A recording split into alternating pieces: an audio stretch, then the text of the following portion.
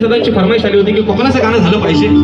कारण मित्रांनो एका म्हणजे म्हणतात ना, एका छोट्याशा माणसाच्या आयुष्यातला एक टर्निंग पॉईंट असतो.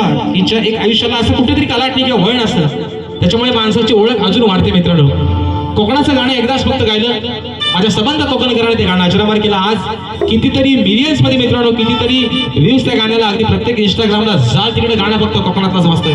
ही सर्व तुमची पुण्य आहे.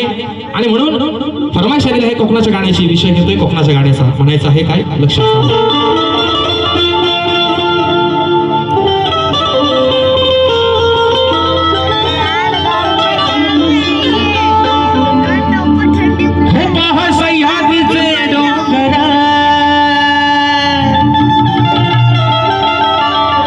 देवादिकांचं माहेर घरा,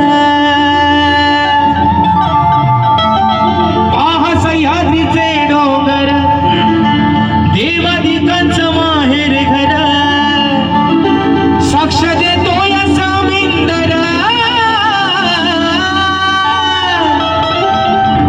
अहो साक्ष देतो या सामिंदर.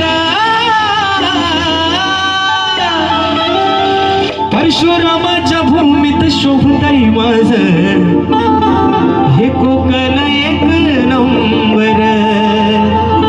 त्या परशुरामाच्या भूमीत शोभतय माझं हे कोकण एक नंबर.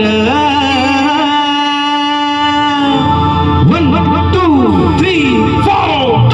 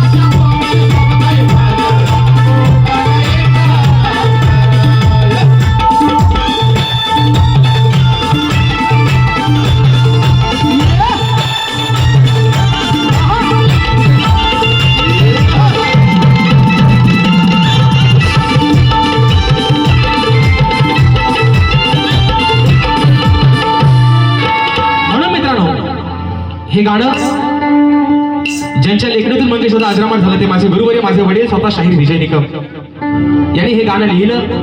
आणि आज ते गाणं संबंध कोकणामध्ये वाजतंय. हे गाणं रेकॉर्डिंग करायचं राहिले मित्रांनो, अगदी काही दिवसातच गाणं आपल्या समोर येणार आहे. या गाण्याचा एक तुकडा जो लोकांना भारावून गेला.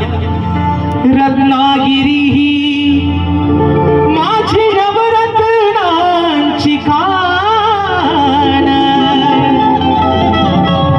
कोकणाची माझ्याच वाढली आशान. आता तुमचा आमचा मतदारसंघ आहे, बरोबर आहे ना? रत्नागिरी जिल्ह्याचे तालुके 9. काय साहेब म्हणून म्हणताय? रत्नागिरी ही ती माझी नवरत्नांची खाण, कोकणाची माझ्याच वाढली आशाना. ती कशी? खेड दापोली मंडण गड, चिपळूण गुहागर संगमेश्वर.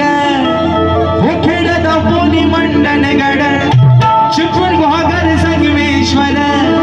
अहो रत्नागिरीला जरा जपूर, परशुरामाच्या भूमीत शोभतय माझं कोकण एक नंबर. परशुरामाच्या भूमीत शोभतय माझं कोकण एक नंबर.